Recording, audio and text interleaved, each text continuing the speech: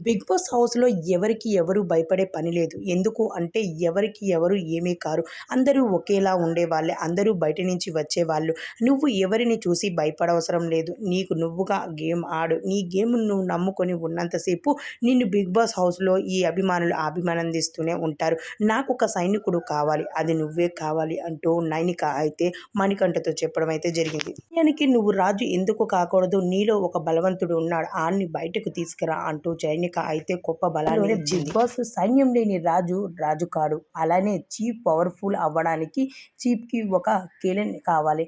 అయితే చీఫ్ వాళ్ళ కేలెన్‌ని నిర్ణయించుకునే సమయం అయితే ఆసన్నమయ్యింది.